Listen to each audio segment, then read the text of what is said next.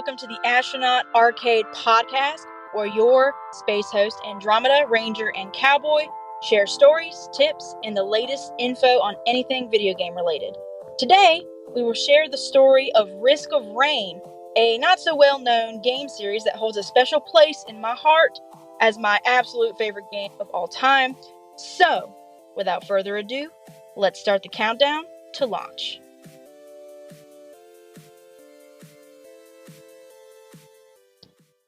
Alright guys, welcome back everybody. It's good to see you guys. We have returned for episode 2, and today I'll be sharing a game with you guys that is space themed. Shocker. Alright, how are you guys doing today? We're doing great. I'm just super excited. Yeah, been a long day. Had to do some work and then had to do some stuff around the house, but other than that, super happy to be here in episode 2. Me too. And I'll tell y'all, I've been harassing these two all week. And I do want to give special thanks to both of them, Cowboy and Ranger, especially Cowboy. I just want to say, he's doing a great job. He's the one who does all the editing and stuff because, I'm poor and I don't have the computer and stuff for the editing. But he does all the editing and he posts it on Spotify and all that good stuff. And so I just want to say thanks to both of you, especially you, Cowboy. You guys are awesome. Oh, no problem at all. I'm happy to do it. I gotta do something with this expensive computer I got. It's great to be able to sit here and, have the back and forth that we've had this week, because we've talked about not only ideas for this episode, but for the next coming episodes, and, trying to get everything in order, and it's a really good thing, and, I'm excited to get my hands dirty and doing some research for all these things we got coming up. Oh, yes, same. I can't wait. I love researching. I probably don't research as much as you do, but I definitely do some research. All right, so before we get started, I kind of want to do a shout out to all of our first listeners that were in the Discord. So I want to say welcome Hot Death, Native Raider, Sweaty Spooks, Aspect, Chips Ahoy. I love that snack. Delicious. We got Aster, Hdtech, Howdy Paradox, and my personal favorite, Starrytittysprinkles. Makes me laugh every time. That's a great name. Yeah. Gilded Rose, and I'm sorry if I say it wrong, H-A-E-C-H-H, Zing Zang, and yeah, those are our first listeners, and welcome. It's good to have you guys. A lot of you guys we know from other Discords, but we're glad to have you. All right, so, and I also want to let y'all know that when people join our Discord, I make y'all a noob. That's the role I give y'all. But all of you guys, since you've been here and stayed with us for a week, y'all will be upgraded to the listeners role. So you guys don't have to be noobs anymore. Yay! All right, let's Did you have them set to noobs? Is that what you said? I did, yeah. Can we just let's just leave Hot Death in that noob setting there? I think he'll get a kick out of that. Yes, I will leave him in the noob, especially since he's been super trolly in the Discord. 100%. Leaving him noob. I'll write that down right now. And it's in my notebook for permanently. All right, so we're going to upgrade you guys. We have some other announcements. So the first thing I just want to let y'all know is because you guys are now listeners, that means y'all have homework. I'm sorry. It's just part of business. It's part of life. You got homework. Your homework is harass other people and tell them to listen to us. Y'all gotta tell everybody about us, send it out, post link in the Discord, maybe not get kicked out of other Discord channels, but borderline it, you need to share it everywhere. We're trying to get as many listens as possible. Cowboy, what were the statistics you were telling us about the other day? Yeah, so I was reading some articles about podcasts and it showed a lot of interesting statistics. One of them being that 90% of podcasts that are created do not make it past the first 10 episodes. And that's insane, considering there's so many podcasts out there. And another statistic was that 32 listeners puts you in the top 50%. Anything over 32 listeners per episode, it's the top 50% of Spotify. And that's just wild to think, it sounds like such a low number, but that just shows how many people give this podcasting thing a try and how many give up. So we have no intention of giving up. Even if y'all don't listen, we're just going to do it anyways because we really enjoy just talking. So I like to hear myself talk. I don't know about these two, but I love to talk. Oh, trust me, honey, I love to talk too. You heard me do the intro in the last 2 episodes. That's me. Yeah, and Cowboy, go ahead and tell them how close we got to that 32 in just our first week. Oh, so far we're 4 days into our first podcast, our first episode, and we are at 20 listeners. 20 listeners in Wow. our first episode. That is so many, and thank y'all so much for willing to give us noobs a try. We're noobs too. This is definitely my first time doing anything like this. Yeah, and also thank you guys for all the great feedback you guys have been giving us, whether we know you in person or not. Because I had a few people that I work with can give me some feedback, and it was all positive. We've had a couple of things that we knew about going into this that were going to be issues that they're just growing pains, and we're working our way through those. We're working on getting Andro a new mic right now. Cowboy just got him a new mic too, so we're hoping to get our audio quality up for you guys to make this a lot easier to process. Yeah, I'm poor. I'm gonna try to find me a mic though. There was some on Amazon y'all were showing me. I definitely might order those at my next paycheck. All right, so kind of moving on here. What Ranger was saying is we've been working on some stuff, and so some of the things that we're trying to do right now is make it so that, number one, we get our name out there and have more listeners. Number two, we make it so that our current listeners who are currently having trouble listening on Spotify have other outlets to go to, right, y'all? Yeah, so I was looking into some other places we can post these podcast episodes.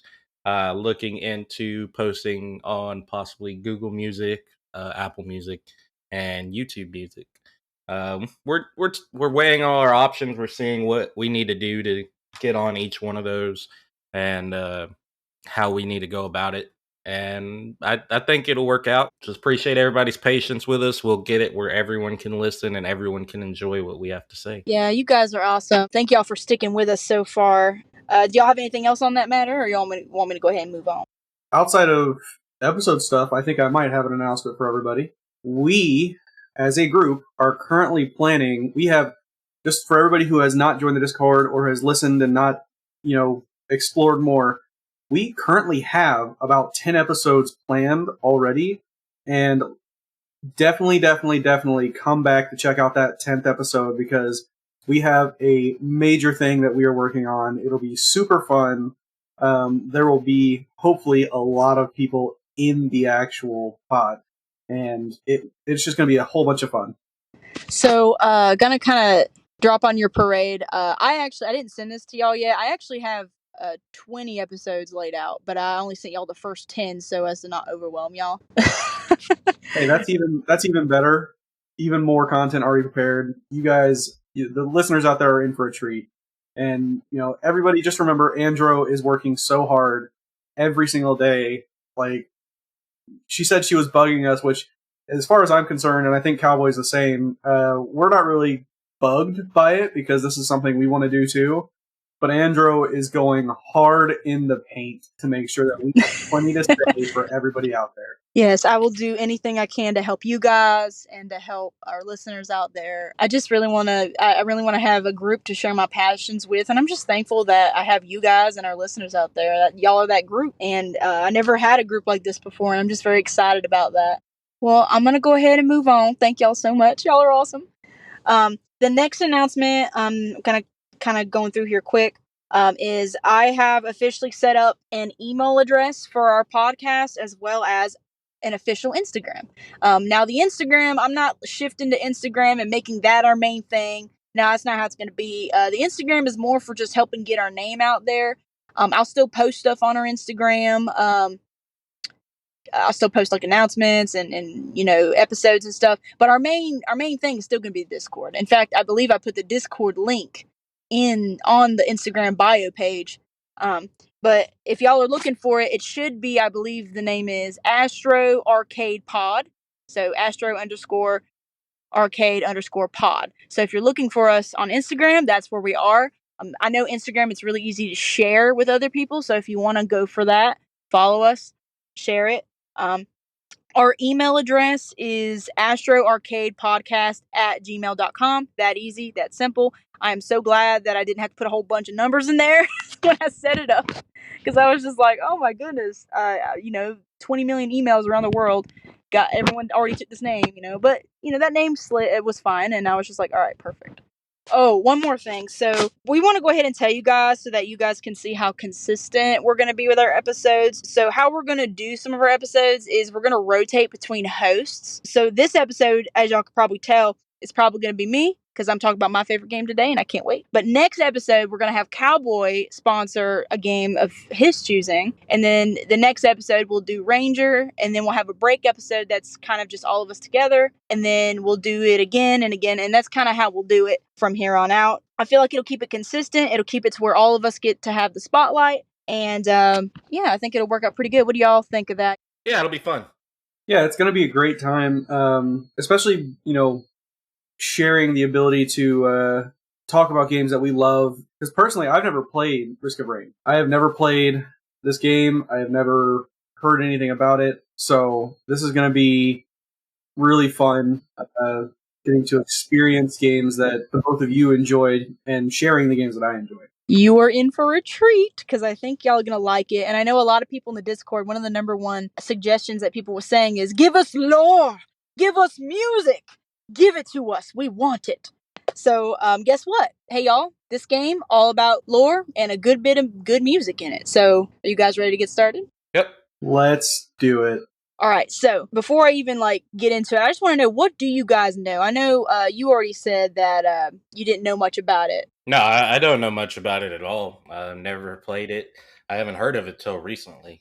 All right, Ranger, do you know anything? What is the extent of your knowledge? The extent of my knowledge is what you have shared with us in preparation for you talking about it. Heck yeah, I'm so excited. Okay, so let's start with the basic question. What is Risk of Rain? Okay, what kind of dealio we got going on? Okay, so what is it? Risk of Rain is a roguelike franchise created by a small company known as Hopu. And this I pulled right off the internet. So there are a few games in this series. You got Risk of Rain 1, Risk of Rain 2, and the more recently released, which I think it was earlier this year, Risk of Rain Returns. So that's kind of what Risk of Rain is. Do you guys know what a roguelike is? I do not. I think I do, but every time I think I know that, I'm usually wrong. So you can go ahead and explain that to us too. So, let's see. I don't even know if I know the definition of a roguelike. The best way I can explain what a roguelike is, it is a genre game. It's very an acquired taste, so it's not a huge genre, but I've always liked roguelikes. Basically, it's a situation where you're in a loop. Well, not all of them are in loops, but most of them are going to be a loop situation where you kill things, you get items by killing things, and then those items make you stronger so you can kill more things. Have you ever seen games like that before? That sounds kind of like almost every game I've ever played. Well, the items have to do specifically with stats a lot of times. So, yeah, there's a lot of games that classify as a subgenre of roguelike. But yeah, that is what Risk of Rain is. It is a roguelike. And since you guys don't seem to know much about roguelikes, I'm excited to introduce you to one of the best ones. Okay, so I do want to talk about the developers of this game, because the developers of this game, they have the true story of they started from nothing and worked their way up to, I believe, if I remember my numbers, I don't have it written down. I believe right now the worth of the Hopu company is their current worth is $34 million or something like that, which I think is pretty high. I don't know how bad that is compared to AAA studios, but yeah, what do y'all think of those numbers? A lot higher than I anticipated, because I know that some AAA studios can, bring in millions of dollars a year, not even single-digit million, just millions. So it's pretty incredible that that's they're rivaling AAA studios as an indie studio. That's pretty cool. How many people do you think work on the team? I'm going to guess no more than 300.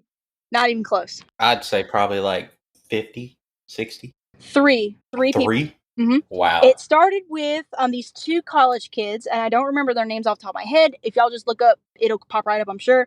But these two kids in college, they liked coding and they got into coding. And this game originally came out for PC first, so of course that makes sense. These two college kids, they started making this game. They started with Risk of Rain 1, of course, and that was I think one of the very first ones they released. And it was a not as big a hit as Risk of Rain 2, but it was a pretty big hit. And then they hired a third person when they were doing Risk of Rain 2, when they created that a few years later. So yeah, only 3 people. Literal story of they literally started from nothing, like they were college students, and then they worked their way up. And they still, I believe to this day, only have 3 people. I don't know if they've hired any more. Well, that is... I got one of the digits correct. I got a 3 in my 300, but I also think I might have unrealistic expectations as to what a studio is supposed to have as far as hands working on projects. Yeah, and some of you guys may be like, oh, there's only 3 people working on the team, and, that means the game is not that great. No. This game is fantastic. It is a masterpiece in all ways, and I'm about to tell y'all about it. I'm going to do a little bit. I want this episode to be mainly focused on Risk of Rain 2, because that's where it gets, in my opinion, it's where it gets more interesting. But Risk of Rain 2 is basically a 3D version of Risk of Rain 1. Risk of Rain 1, I'm going to kind of go into it here. If y'all have any questions, just, stop me. Risk of Rain 1 is basically where you have a 2D platformer, but you're killing stuff. That's what it is. It's 2D. You move side to side. You got different characters. You got different items. You kill stuff. You get money. Open chests, and you get items. And the items make you more powerful.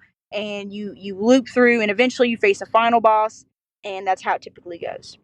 Now, Risk of Rain 2 takes that same idea of traveling around, killing things, opening chests, getting items, getting stronger, killing more stuff, eventually facing a final boss, but it is in 3D with 3D environments. And then Risk of Rain Returns, I'll touch on Returns right quick. Risk of Rain Returns is basically Risk of Rain 1 and 2 combined.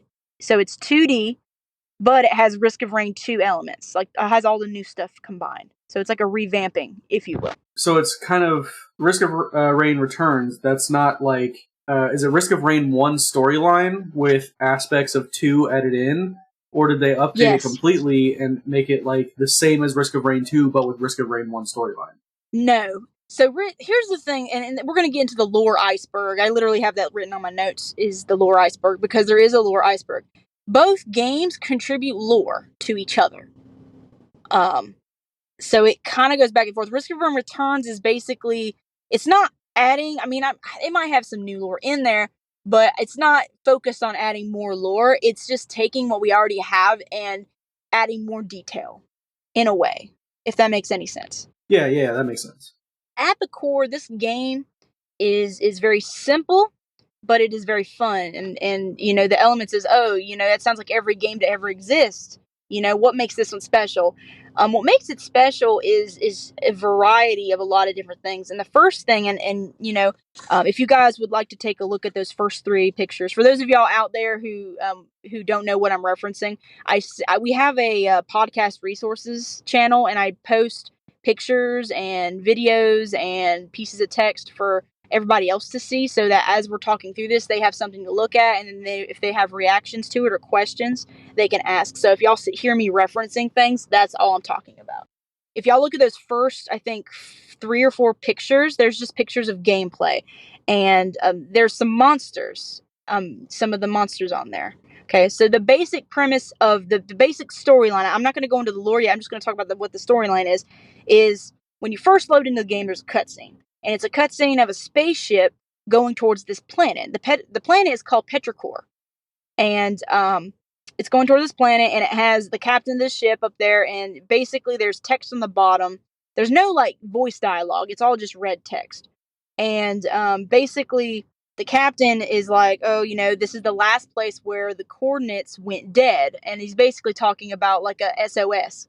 And he's about to send in the people on his ship to go and basically rescue whoever's on the planet, because there was an SOS from the planet. Basically, when you load into the game, you crash in an escape pod, and you get out, and immediately stuff tries to kill you. Aliens. There are aliens on the planet, different types of aliens, and as y'all can see in those pictures, and again, listeners, y'all should be able to see the pictures. If not, I'll fix it in the Discord, but if y'all want to look at that section while I talk in the podcast, that works.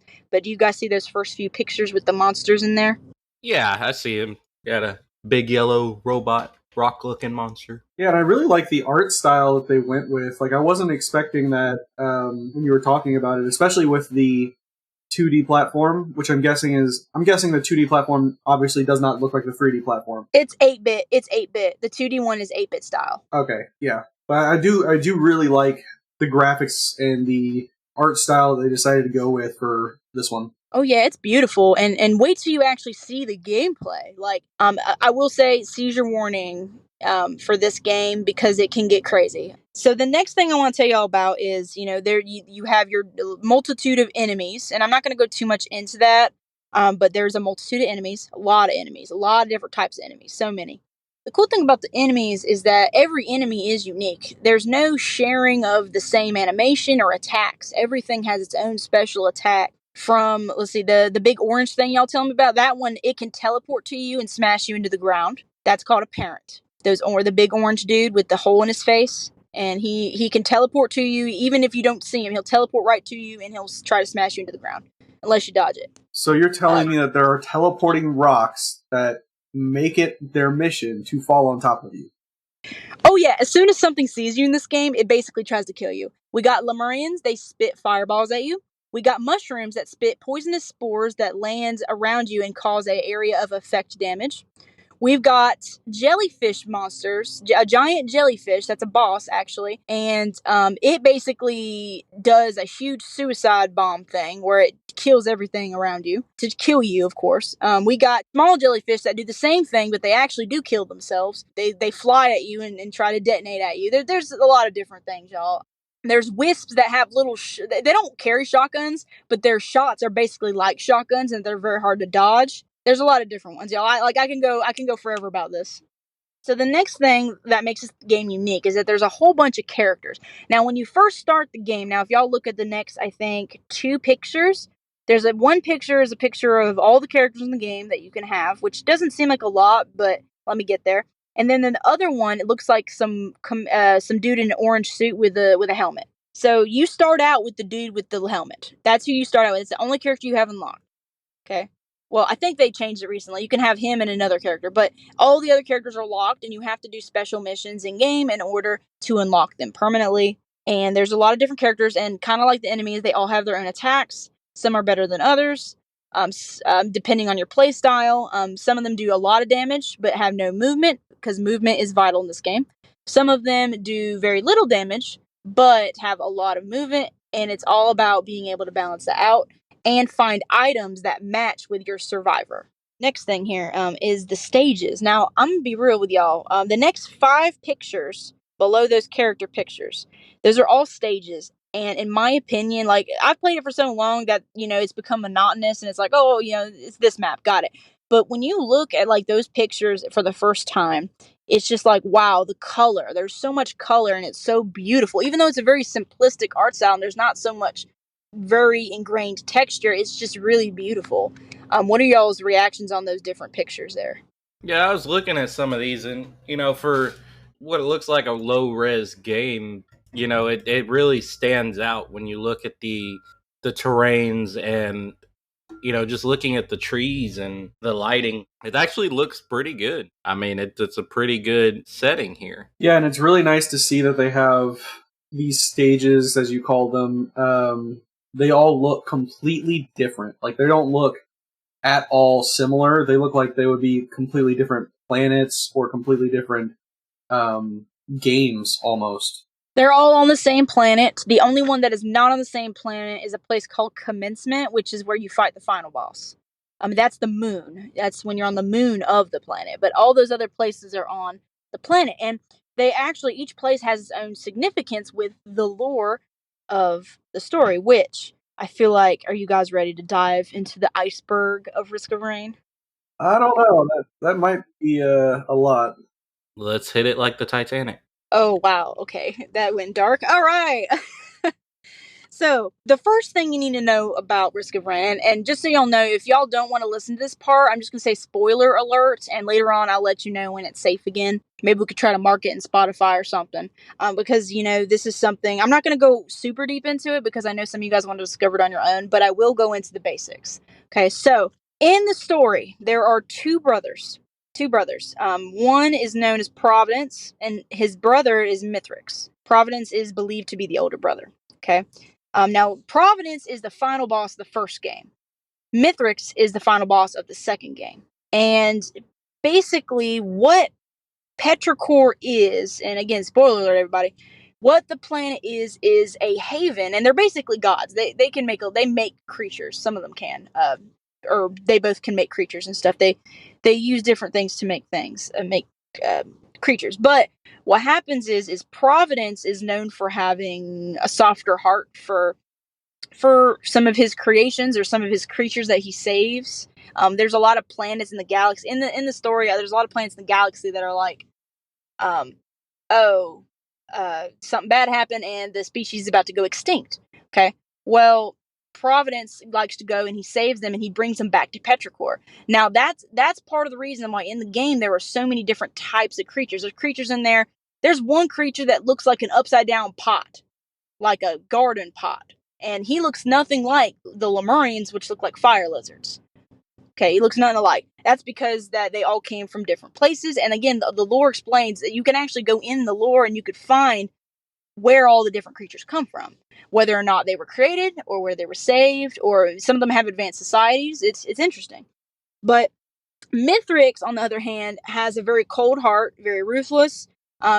He wants things to be absolutely perfect, and he thinks Providence's stuff or creatures that he cares for are not perfect. Basically, that's the best way I can put it.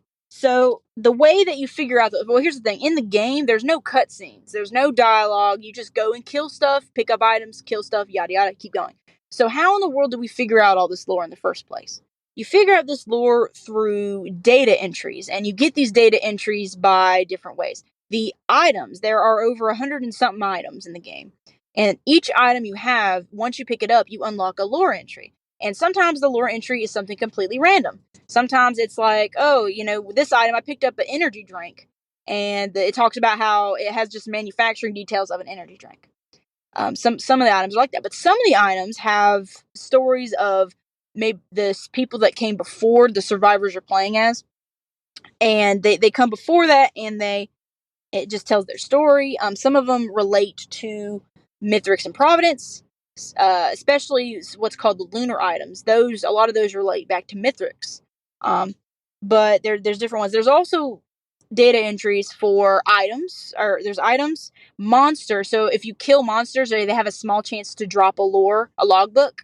And that's something you can read about the monster, and a lot of times that'll reveal where they came from. Environment logs, which you unlock by buying these crashed satellites on the maps. Which, oh my gosh, it's hell for me because they never spawn for me. I can't ever find them. But it's that's how it goes. You unlock those, and then you can unlock them for your character that you play, and you do that by, I believe, beating the game with the character that you're playing as. And so you get, that's how you get access to the lore. And when you read it all together and you have Risk of Rain number 1 and 2, and you read all of it, it all comes together perfectly. That's really cool. I like the concept of the story's there. You just got to go find it. Not that it's just going to come to you. You have to go find it. And I do like that concept. I think that's a very good aspect of this game, is what you've explained so far. So, like the items that you get, what do those do? What can those do for you? Like, what is their purpose? Each one has different perks. So, and some of them are stronger than others. Some characters you play as, you're going to prioritize different items over if you play a different character. The energy drink can boost your movement or your sprint speed by 25%. It's one of the good items in the game because movement speed is how you dodge attacks. This is a game where you don't want to get hit. It gets super hard and it gets super chaotic. And later on, if you get to where you're looping late game and you've played for the same game for 1 hour and you're where the enemies are super duper hard, you very easily get one shot. Like, I'm talking, you get hit once and you're dead. A health bar does not matter late game. You get hit, you die. So movement is key. So you have movement items like that, and you have damage items. The tri-tip dagger does, I think, 10% chance to bleed on hit, so it causes damage over time. You got gasoline. When a monster dies, it ignites everything in a 10-meter radius on fire, and it does tick damage. You got crit glasses. Everyone loves the crit glasses. 10% chance to crit and do double damage. Those. You got healing items, which frankly I don't like to use them. Other people like to do crazy builds with them, but I don't like to use them. There's also different rarities of items. You got common items, which is the white items. You got green, which is uncommon. You have red, which is legendary, which very rarely drop. If in a normal run, you only ever get one or two of those, usually, unless you're super lucky. And then you got void items, which is something that they added in a DLC, which is basically if you pick it up, it corrupts all of that type of item. So if you have 6 crit glasses and you find an item called the Lost Seer's lenses, you pick it up, it changes all of your crit glasses into that item. That's a void item. Then you got lunar items, which is a situation where it gives you a really good, really powerful advantage, but it also gives you a disadvantage. So my favorite being the shaped glass. Shaped glass lunar item, it's blue. If you pick it up, you do double damage permanently for the whole game. And that includes, it's not just crit damage. Like, it doubles all of your sources of damage, including your item damage. Everything. It's very OP, but it halves your health. Cuts it in half. And I'm going to mention this, you guys. The items in this game get stupid because there is no limit on how many you could pick up. If you pick up 1 energy drink, that increases your sprint speed by 25%.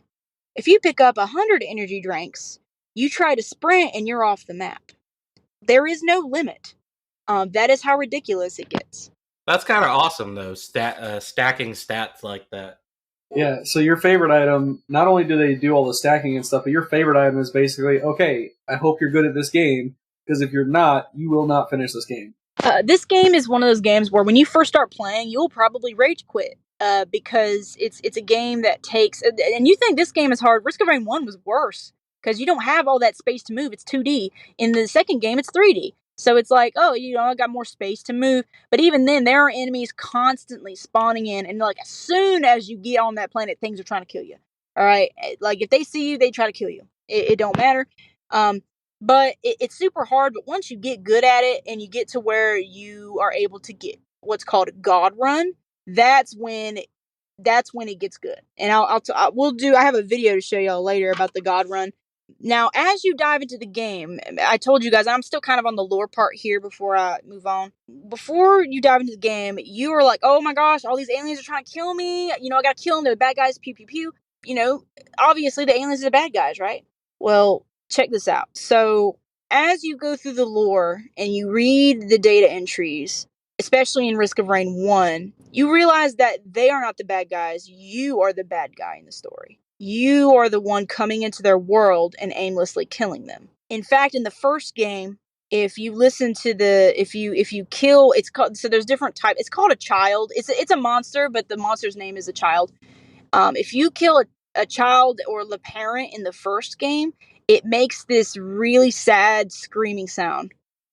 Like you're killing an innocent child. That's, it's very dark. And like that, on one hand, it's like, okay, they attack me. But in the first game, you learn that when you first land down, they don't attack you until you attack them first. So you learn that in this game, it gets really dark and that you guys, the bad guys, and think about it. In the first game, the final boss is Providence. Providence is the one who saved all these species of animals. And these are not animals, aliens. They look up to him like a god because that he saved their lives from these planets. Well, then you come in and guess what? You go and kill Providence in the first game. And it gets really dark. What are y'all's thoughts on that? I like that. It's a good. You like that you're killing innocent. Absolutely. It's a good game there. I might actually go play it now. Oh, no. But no, it's a good twist, you come into this planet, you think, hey, this is an alien planet. I'm just trying to survive, but so are they. And that's a very good core topic of a lot of things, when you think of these like alien movies and alien games, you show up on their planet, you wipe them out, you kill them, but yet the question is always there: who is the good guy here? And that's a really deep topic, and I think that's a really awesome way to portray it. And it's just sad because well, there's more. Again, there's more lore. I promise. There's even more. I kind of jumped the gun with that one, but before you even realize that you're the bad guy, remember how I told you there's two brothers, right? Well, they're there's this big thing in the Risk of Rain universe. It's called the Betrayal. And a lot of the game and what monsters are there and what's going on, a lot of it revolves around this betrayal. So I'm actually going to read a log entry from a stage known as the Gilded Coast. And the way you get to the Gilded Coast is a gold altar that you pay money to. And this is how all the log entries are written. Not all of them. Some of them are more like data samples, like in a computer. Some of them are written like this. So this is called the Gilded Coast log entry. A gilded cage, one of luxury and accommodation. The jailer took pity on the prisoner and fashioned an elaborate space for which it may serve its eternal sentence. The jailer even allowed its prisoner company, smaller constructs, a few rowdy Lemurians, scraps of creation. But a cage of gold, no matter how beautiful, is still a cage. What are y'all's thoughts on that? I think that is very accurate. Any kind of cage is still a cage, no matter how beautiful it is. And it's a very, I think it's a very deep concept for any video game to really tackle, because, especially because people will cage themselves in things and not even realize it. I agree. It's deep, and I'm really seeing that this game seems to have a very good, deep story to it. Oh yeah, it's crazy, and I haven't even gotten to the good stuff yet. But the Gilded Coast, the reason it's not a map that you stumble upon often. It is very rare to spawn. You have to get a golden altar and pay a whole bunch of money to it in order to go there. And typically what you do in the game is you go to stages by, you start the game, you kill stuff, you get items, you find these little teleporters. When you activate the teleporter, you fight a little boss, and once you kill the boss, the teleporter makes it to where you click it and you go to the next stage. And once you hit stage, I think it's 5, when you hit, it's called Sky Meadows. That's usually your stage 5 of Sky Meadows. You have a mega teleporter, and that's what takes you to the final boss. But sometimes you have these rare portals pop up next to the teleporter, and the golden portal is what takes you to this Gilded Coast. Now, the reason it's talking about a prisoner is the Gilded Coast was created specifically known for an enemy, a boss enemy known as a Relenite. A Relenite looks like basically a stone or a gold version of a different boss in the game. But basically, a Relenite, if you read his log, which I don't have it in front of me, but if you read his log, you learn that you see the brothers have an understanding, but they also don't like each other. So, like, Providence created a Relenite as, like, a free creature, and it has free thinking. But Mithrix did not like that. So Mithrix is the jailer. Mithrix built this Gilded Coast as a cage for a Relenite, because he did not like how his brother made a Relenite have thoughts, basically, like have a heart. So when you go to the Gilded Coast, you activate these little temple things and you fight a Relenite, and if you kill a Relenite, you pick up a special item that makes it to where whenever you're fighting a boss, or when you fight Mithrix, the final boss, he will spawn and he will help you. He will be on your side. That's pretty cool. Hey, I killed you, but now you work for me. I like it. Well, think of it as like this. You may kill him, but you pick up an item that basically revives him. You take him out of that prison, because you leave. After you kill him, you go through a portal, you go back to Petrichor, and you continue on the way to Mithrix. You're taking him with you. It's like a little rock thing that basically spawns him. And he does help. Like, whenever you're fighting Mithrix, he has like different phases. Bosses, they do that. In the 4th phase, when he is the most powerful, that's when a Relenite spawns, and he has a huge health bar, and he basically helps tank a lot of damage while you try to get back at Mithrix. I'm going to read another lore entry. This is my last one. I'm not going to read a whole bunch. This one is a lore entry for a enemy known as the Overloading Worm. The most powerful boss enemy that is not the final boss, in my opinion. He's tough, and he does not spawn unless you loop. Like, you decide not to go to the final boss and you loop through it again. He does not spawn unless you do that. And upon a great serpent the hero did ride. Majesty and respect were his to command, and so too his steed. A mighty creature born of lightning and flame, bathing all in its presence in a magnificent blue glow.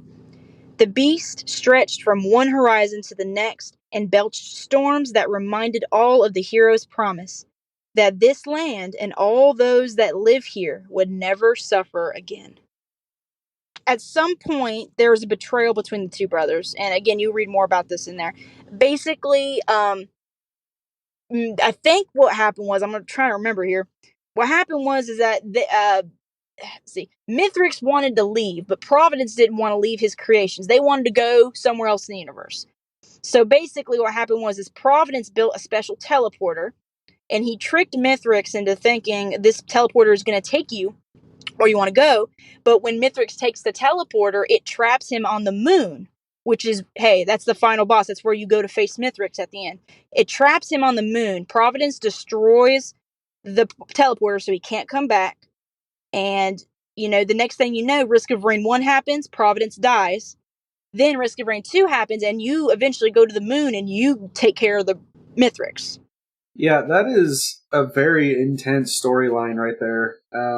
And also the description on the overloading worm is absolutely terrifying. Like, can you imagine seeing something like that, like, ever? Yeah, something so giant and just spitting out storms. That's just I would I'd probably get back on my ship and walk away. I'm not gonna lie. I'd be like, no, I didn't sign up for this. They don't pay me enough. I don't have a good enough 401k. They barely give me Oh, dental. hey, I'm sorry. So I'm gonna go home. I went to the wrong house. Can you point me in the right direction? I'm just going to get back on my ship and go. Spews fire your direction. So, whenever we watch that video, I was going to show y'all about in the trailer, it has a magma worm, and a magma worm is the fire version of an overloading worm. The overloaded worm is so much worse. Like, I'm telling, like, everyone who's played this game, the overloading worm, that's one of those monsters that it don't matter how many items you have or what, like, that's a one shot kill if he hits you, if the overloading worm slaps you with some lightning or something. It's crazy. Like, the gameplay is nuts. Like, if y'all look up gameplay overloading worm, y'all should do that. It's nuts. That was a lot of talking on my end. I'm sure y'all are getting sick of my voice by now. So what we're gonna do now is we're gonna try something new, you guys. We're gonna do an intermission, but during the intermission, I'm gonna have Cowboy and Ranger watch a trailer of the games, and they can actually see some of the gameplay. And they're also going to watch a short video that's what a God run looks like when you get a God run on Risk of Rain 2. The pure adrenaline fury that you feel when you play with a God run is crazy. So we're going to go into a quick intermission, and we will see you guys in a few minutes.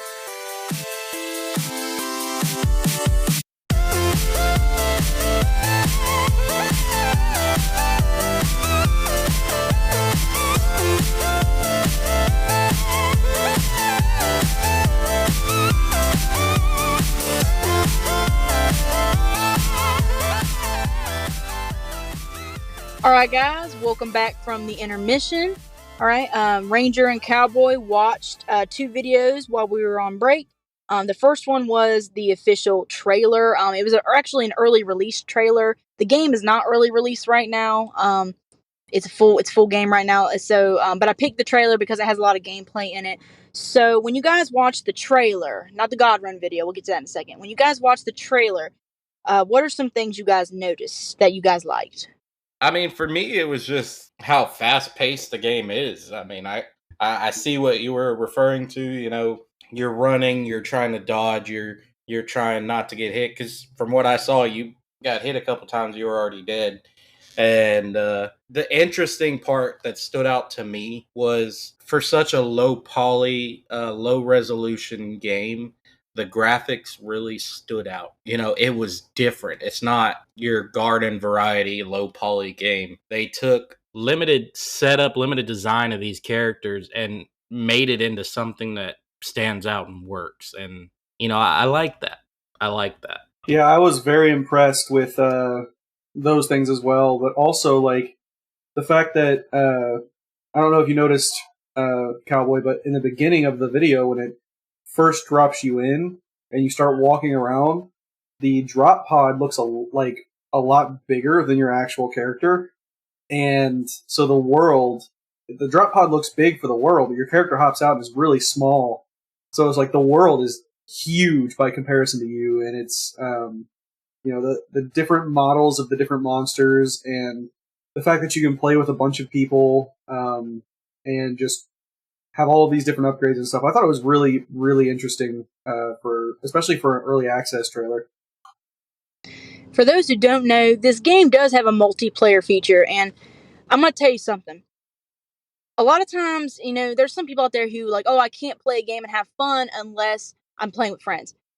Y'all will have fun playing by yourself in this game. That's how much fun it is.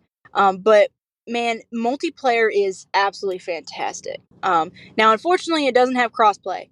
Not yet. I'm hoping at some point they'll add it.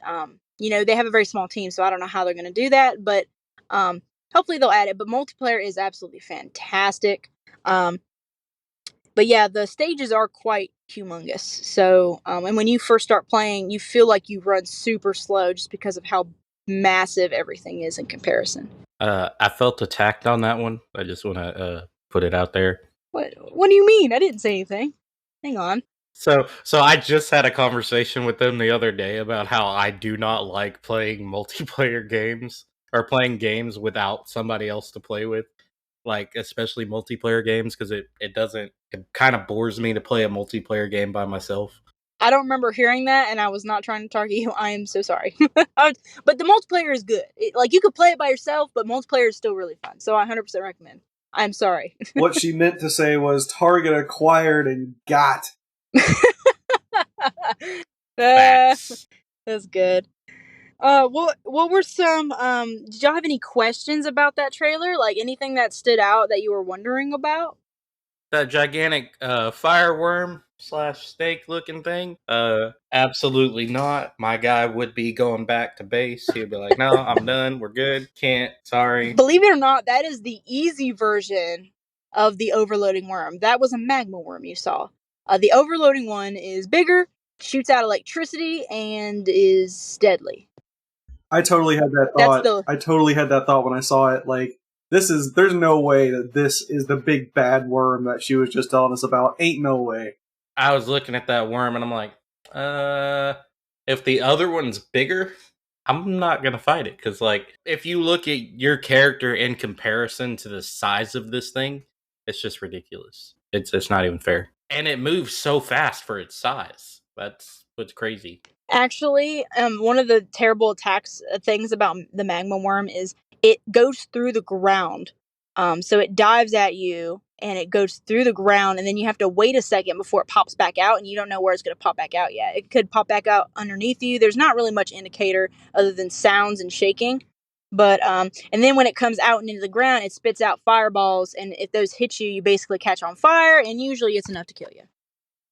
Yeah, no, I couldn't imagine being that, that spaceman arriving on this planet to see that giant snake worm and like, yeah, no, God, I didn't sign up. Can you imagine stepping out of your pod like, and then like you landed right next to it and it just stops crawling and then turns and looks at you and then digs underground and you're like, I don't know what this thing is. So and again, technically speaking, those worms are not as hard as the final boss. The final boss, Mithrix, basically looks like a huge dude with a freaking big hammer. And you fight in a literal arena with him. It's pretty cool, actually. I wish I could post a picture of him in there. Maybe I'll post it after this.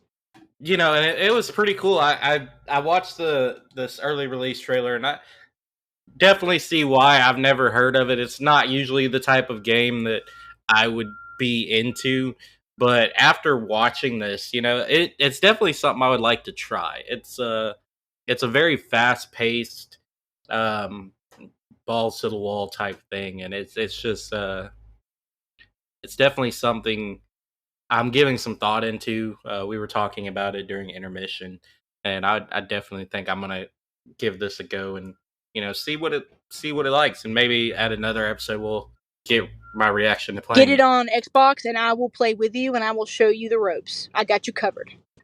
All right, so with the trailer, there is one thing I wanted to ask. What did you guys notice about the music of the trailer? So, because I was listening to y'all talk while I was watching it, that I muted the music or muted the audio of the Oh, video. you missed out on the best part of the trailer. Yeah, I missed that part. I'm not gonna lie. I'll have to listen to that again. All And I right. did not miss it. Okay, good. Cowboy, while he is telling me about the music, you listen back to it. Do your homework. From what I heard, it sounded very heroic and like it was surprisingly easy to listen to while it was also going hard. Like it was like really pumping, but it was like really easy to listen to. It wasn't like grating. Like sometimes you play a game and the music is just so loud and you turn it off because it's overriding what you're actually trying to do. You think the gameplay is the best part of this game series? No, it's not playing the game. It's not the game mechanics. It's not even the lore that's the best part. The music goes hard in this thing. And I'm talking like this because I'm gonna get real with y'all for a second. The music is the best part. The music is what makes Risk of Rain Risk of Rain. The first game, fantastic. Risk of Rain 2, even better because it had more electric guitar, and I like guitar. But the music is a mixture of chaos. There's a little bit of chaos in there, but there's also a neatness to it, as if you're playing and you're killing all these creatures, and you're just sitting there jamming the whole time. Like, I know that sounds terrible, especially knowing that you're the bad guy in all this, but you're just jamming to it. Now, there's some stuff that goes even harder, especially when you're fighting the final boss. Man, the track when you get on commencement. Whenever y'all get the chance, listen to a song called Con Los Poderosa. That's the song that plays on commencement. And that's when you go to when you're going on the final boss and you're on your way going to Mithrix before you hit the arena. Man, that stuff hits hard. Like, it is awesome. I mean, if I'm gonna be the bad guy, I better have some good bad guy music. You know, that's all I gotta say. If I'm not jamming, I'm not as bad as I could be. You know, I want to achieve full total badness in a game. If I'm gonna do that, so I just listened to it, and you know, I really do like it. I love the synth, sci-fi vibe of the music. It definitely fits the setting of it. It definitely stands out. Like I said, everything I've seen so far about this game really stands out to me. It's different. Unique. It's unique. It really grabs you. Yeah, and I want to, and that song that's in the trailer, the song is called Into the Doldrums. That's what it's called, and it usually plays on this snowy map, which in my opinion sounds about right. But I want to point out the producer of this music, because they have one producer that they've used for both games, and that's why all the music sounds very similar. It's the same producer. His name is, I hope I pronounce it right, Chris Christodoulou. I 100% recommend. He's a cool dude, y'all. Y'all should go check him out on YouTube. If you go on YouTube and look up Risk of Rain 2 soundtrack or OST, pops right up. And man, some of those songs are bangers. You'll see songs from Risk of Rain 1, Risk of Rain 2, Risk of Rain Returns has some music that's unique. I recommend y'all go and listen, because that song is just the beginning. That's just a normal song that plays on a normal level. Wait till you listen to the final boss level and the special levels and the boss music, and it just gets crazy. Or instead of listening to it on YouTube, we can just go get the game and experience it firsthand. You know what? That's even, guys, go buy the game. Go support these devs. They're good people. I've been on their official Discord for like the last 4 or 5 years. They're awesome people up there. Yeah, I recommend y'all support them. They're very nice people. You guys have any other notes regarding the trailer that you'd like to discuss? A lot of what I see around here is like after you kill something, you got these little blue orbs and these white lights that are popping up. Could you give me a little explanation on those? Blue orbs. Is that like the items that you're looking at? Blue orbs. The ones coming out of chests, or the ones that monsters drop? The monster drops. That is just the symbolic representation of XP and money. And it goes to your character because you killed them and you get that money and stuff. Basically, when you kill them, you steal their wallet off their body. That's basically what's happening. Dang, so we're killing aliens and robbing them of their riches. Kinda. So we're definitely the bad guys here.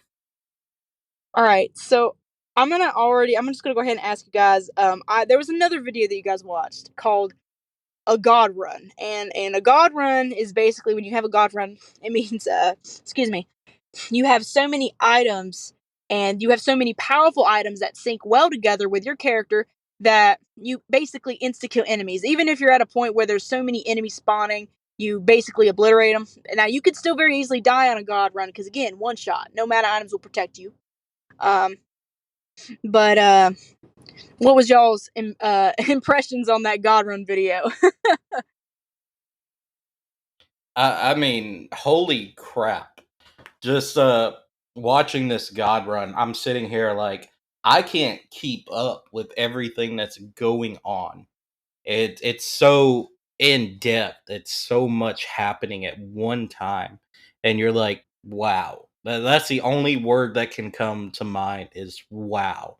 That that you play this character, you advance so much that in every game you play a character, you build him up. Eventually, you become a god in that world. Even in games like Elden Ring, you can eventually become a god in that world. That everything just becomes too easy. But watching this, just how much happens so quickly, it's insane. Yeah, I agree. It's definitely a lot to keep track of, and that was probably my biggest thing I noticed is that when you're actually playing, right? Like watching it third party, cool, we get it, we see tons of stuff going on. When you're actually playing it, how much do you actually have to keep track of all of that stuff? Like how detailed do your eyes have to be watching this screen at that high a pace? Because he was booking it in that video. So when you get a god run, you eventually get to where you have a lot of speed items. Remember what I told you, how there's no cap on the item stacking? He had so many speed items that's just his normal movement speed. I don't even think he was sprinting. He was just walking. Yeah, if that's walking, we got an issue, because I can't walk like that. I mean, I'll tell you, if I could walk that fast, I would never need to drive anywhere. Especially if you could walk through the sky like that. Oh yeah, absolutely. I'd be going to Disney World all the time. He had another. Sorry, y'all make me laugh. He had another item called Hopu feathers, and those give you an extra jump. He had so many Hopu feathers that he could basically fly around the map. That's what you were saying.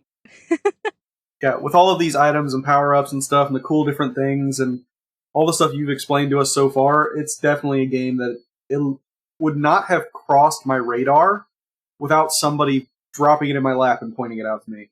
But it definitely is something that's interesting and that I'm really looking forward to being able to get and play. Oh yeah, but yeah, you should definitely check it out.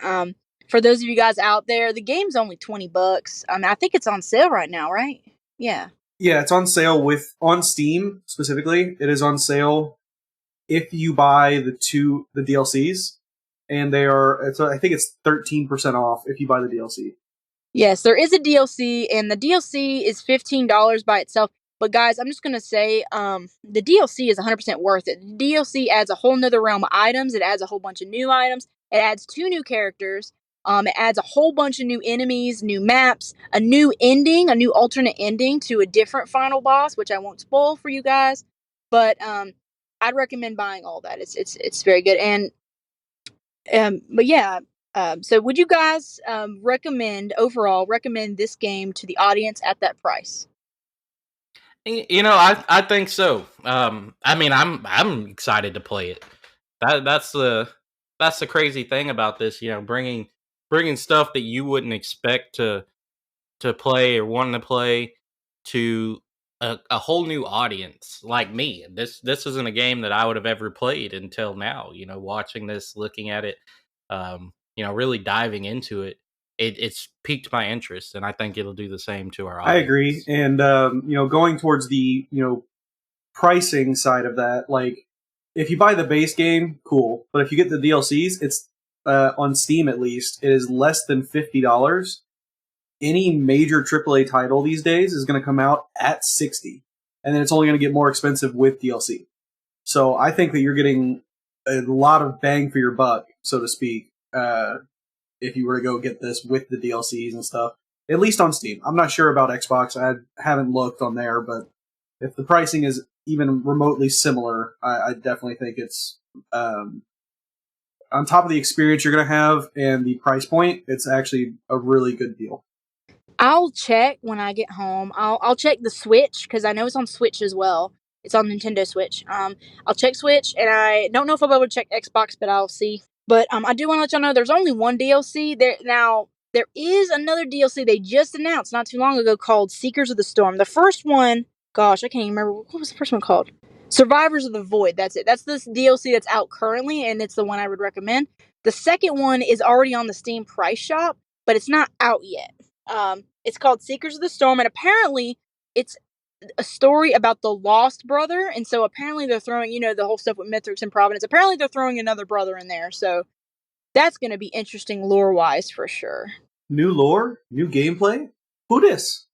Oh yeah, the Void, the Void, all these DLCs, when they add new items and new characters and stuff, that's more lore entry, so there's more lore there, for sure. All right, so one of the last things on our agenda is, and I labeled this on my notes, I literally called it, The Rough Story of Xbox and Gearbox Publishing. So I told you guys that these developers, when they came out, they're college kids. All right, makes sense. They liked coding, and they released Risk of Rain 1 on the PC, and that was their main console for the longest time. Was PC, and that's typically how it is. You PC players getting it all. But anyways, when they came out with Risk of Rain 2, it released on PC first, at least the early version of it released on PC, but then later on they released an early access version to Xbox. Okay. Now, at the time, these people, and I don't blame Hopu at all for any of this, they are a great company, and it's not their fault. They don't know how the Xbox coding stuff works with all the Microsoft and all that. So when they did this, they had a partner, and I don't remember what the first partner was called, but it was the one before Gearbox, which Gearbox Publishing is who does it now. But whenever a new update released, it always came out on PC first, and it would usually be on PC for a good month before we got it on Xbox, which, I get it. They got to go through stuff. The devs don't really know much about how Xbox works. They're PC people. I get it. But check this out. At some point, Hopu decided to quit with the company that they were using, and they signed a contract with Gearbox Publishing. Okay, now, this is actually about the DLC, the Survivors of the Void DLC. All right. Now, the first update that Gearbox pushed, I think it was the anniversary update. And that's where basically they revamped a whole bunch of stuff and they added a few new things for free. This wasn't the DLC yet. This is before the DLC. And when Gearbox got around to releasing this update, it broke the game for Xbox. Like, it made it to where your game would crash if you picked up any kind of missile. Like, if you picked up missiles and you shot missiles and the missiles went, it would activate a glitch where it would shoot missiles infinitely, and eventually those missiles would crash your game. So that was broken. Some of the abilities on the characters were broken. Like Captain Secondary, he had a taser that basically was supposed to stun enemies. Well, check this out. It didn't stun enemies. It was basically useless, and it didn't do any damage, so you just would shoot it and it was useless. And it broke that for a few things. Enemies, sometimes when you played late game, enemies would become invulnerable to attacks. So you would basically have to lose the run because you can't kill anything. There was an issue with projectiles. So, like, if you got hit by a projectile, the gravity acted funny and would push you all the way to the other side of the map. It was weird. I don't know. There was a lot of issues that going on. What are y'all's thoughts on that? That sounds pretty standard for a company trying to, make their takeoff game. There's always issues and bugs and things. This is, just for reference, this is after the game was fully released. This is not early access anymore. Oh. It's been released for like a full year. Yeah. Okay, that changes my thought then. It's interesting because normally games that are fully fleshed out don't really have that problem anymore. But I can see where, like, especially for not knowing exactly how the things work on Xbox end while they're developing it on PC, and not knowing how Microsoft wants it handled, I can see where some of the coding and some of the programming can potentially cross itself and make those issues happen. And a lot of that weighs also on Microsoft, in that they hold these games so that they can go through them and make sure that they're going to work on their systems. And that to me sounds like a fumble also on Microsoft's part. Now, not defending the company, they definitely should have gone more in depth and been prepared for that, but it happens. I mean, it's impossible to know when you have one tiny little mistake on a line of code that's pages and pages and pages long, and you miss it. It happens. at that point, Microsoft was the last line of defense, and they dropped the ball on that. From the sounds of it, it was figured out and ended up working out the way it should have, at least I'm assuming, right? Yes, it got fixed. But here's the thing: the story gets worse. And again, I don't blame Hopu for any of this, because they were trying their best to help and do what they can, but they don't they don't know much about all that stuff with Xbox. So, anyways, the game's broken. Okay, this update came out, and I think it was March or something like that, and it broke the game. And I still played it, but there were certain items you couldn't pick up. There were items that didn't work. There were items that would bug out your game, and it's just like, oh, well, I have to pick certain items. If I get this item, I can't pick it up. And then the second you accidentally pick up some, it's like, oh, dang, it might as well start my game over. It's a real bummer. Now, here's the deal. It would have been all fine and dandy if, maybe a month went by and they released a bug update that fixed these issues, right? Well, that didn't happen. So what happened was PC players were excited for the DLC. Well, we wanted the DLC too, but the game was also super buggy right at the moment. So they sent a Discord message and they were like, all right, so here's the deal. Xbox, we're rebuilding the Xbox code from scratch so we can fix the issues and so that updates will be released at the same time as PC. And I said, great. I know that will take a while, but they were basing it off of the PC code. So I was like, oh, it'll probably take a few months, whatever. And at least I was thinking maybe they'll release an update to fix the bugs and then they'll release the DLC. So supposedly the DLC was supposed to come out at the same time as Steam. Cut to a few months later, Steam got the update. They got the DLC. We got squat. And the bad thing about it was that we heard nothing. They didn't announce anything. They didn't say anything until a few months later where they're like, we're still rebuilding the game. It's going to be a release date of 2020 whatever at the time. And at the time, that was the end of the year. So that was a whole nother year, pretty much. Okay? So we wait a year. We're the month that it's supposed to come out, they release another thing. This is like taking a long time. It's going to get scooted back. And guess what? It gets scooted back again. And at this point, PC, the time disparity, I believe the chat would count. It was actually really sad. The Xbox chat would, every time they go on there, I'd see every once in a while, he'd be like, all right, 360 blah days, no DLC update for Xbox. And the DLC update was supposed to update and fix all the problems too. Well, check this out. It was, I think, a year and like 3/4 of a year. So a year, not a year and a half, a little over a year and a half before we got what we were promised. Even though we were promised it a few months beforehand. And again, I don't blame Hopu. I blame Gearbox because I don't know what they were doing over there. And I know it takes a minute to rebuild a game. I get that. But the fact that we had no communication, they wouldn't tell us how far they were. They just said, we're going to scoot it back. We're going to scoot it back. They just kept doing that. And it was very annoying. But that is the story of Xbox and Gearbox Publishing. Now, because there's a new DLC coming out, I don't know what the deal is with that one. Now that it's on the same build now, I have no idea if it is going to release at the same time. I hope it does. I really do. For Hopu's company. But what are y'all's thoughts on that? That delay, that's insane. I mean, over a year, rebuilding a game, I can understand that. That takes a long time. Games take a long time to develop. They take a long time to code. But the waiting till the last minute for updates, that's rough. Keep your people up to date, especially if you have a dedicated server like that. You need to be keeping your people up to date. You need to be saying, hey, we were planning on this, but it's just not working out. Don't wait till the last minute to let everybody know, hey, it's going to be another year. That's just wild. What's even better, there were always people in the Xbox chat. I don't know if I said this already, but there were people in the Xbox chat. Every day I would jump on checking for updates because I was so excited about it, and there was no squatting. And then I would jump in the Xbox chat channel, and there was always someone in there going 364 days since PC update DLC, in counting. And then a few days, a few months later, it was 445 days in counting. And there was always someone doing that. I love that. Whoever that was, I love that person. He was awesome. But yeah, it's just crazy that it just took so long. And what's even better is they actually, I think after this happened, Risk of Rain, or Hopu sold the rights to Risk of Rain 2 to Gearbox. So I think they still make the content, but now Gearbox officially owns on the Xbox end. I don't know how all that stuff works, but y'all could probably read up on it if you check out the official Discord for Risk of Rain.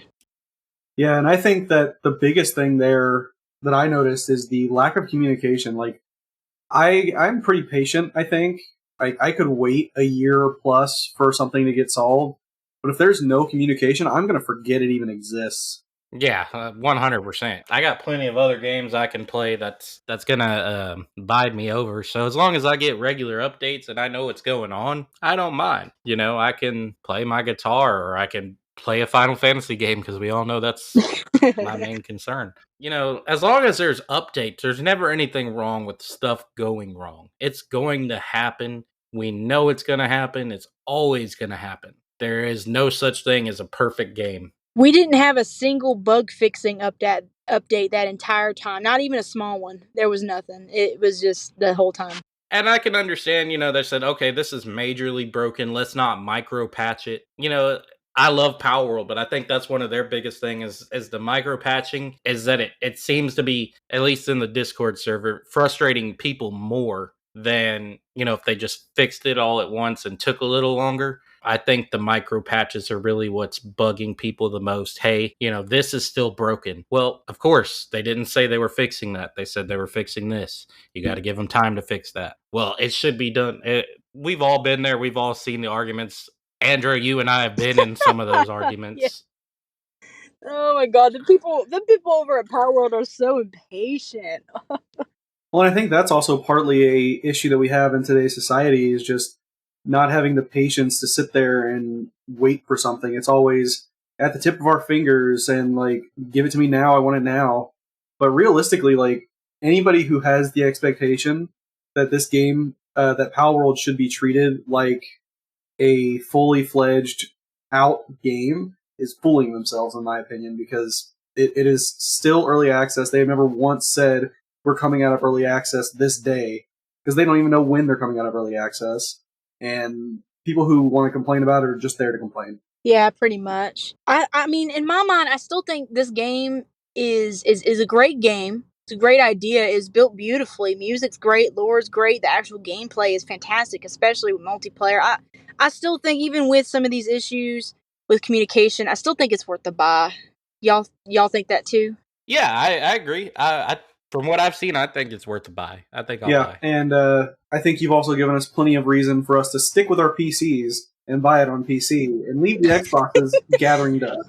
Oh no! Wait, I want people to play with, guys. I don't have any friends that play Risk of Rain. I'll get it on Xbox. Thank you.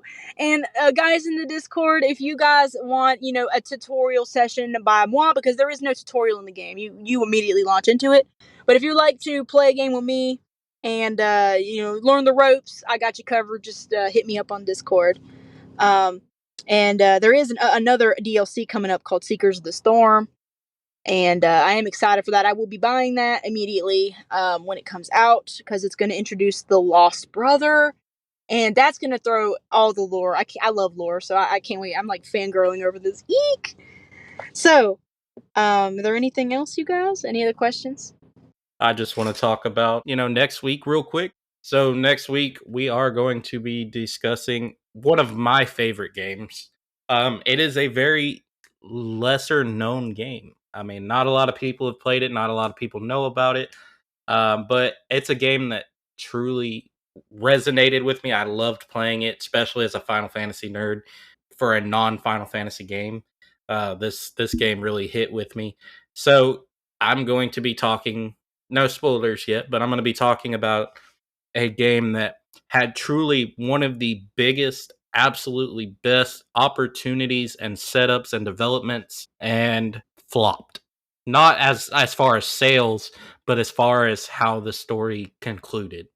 So we'll definitely talk about that next week, and I'm super excited to talk about it. I even bought the game again just so I could play it to be prepared for next week. I, for one, can't wait to hear about it. Same here. It's always fun to hear something that somebody is passionate about. Y'all could tell that about me, right? What? No, No, not at all. Well, with that in mind, be sure to join our Discord. You know, it's a very positive place over there. Join our Discord. Go to our ideas and suggestions section. Suggest some games you want to hear about, or just some topics you want to hear about. I definitely did try to hit on the lore and the music, because that was the top things I heard about this episode. and I'm sure Cowboy and Ranger will do the same thing with their episodes. Come in there, check the poll. I'll definitely be posting something, at least one poll a week, if not more. So come check us out on Discord and Instagram. Hey, spread the news. Okay. Do your homework, listeners. Y'all got a new role. Y'all got some homework. Okay. Spread the news. Get us out there. We're going to try to beat the statistics for podcasts. And remember that Pluto. I was is a about to planet. say, Andrew, we need to go back in there and add our new voice channel because clearly everybody disagrees with you missing it out. Okay, I never disagreed, but fine. Right after this episode, I'll go in and add Pluto. Happy? Yeah. You guys. All right, guys. Thank you for listening today. We are always glad to have you at the Astronaut Arcade, where we take one small step for man and one giant leap for gamerkind. We will see you later.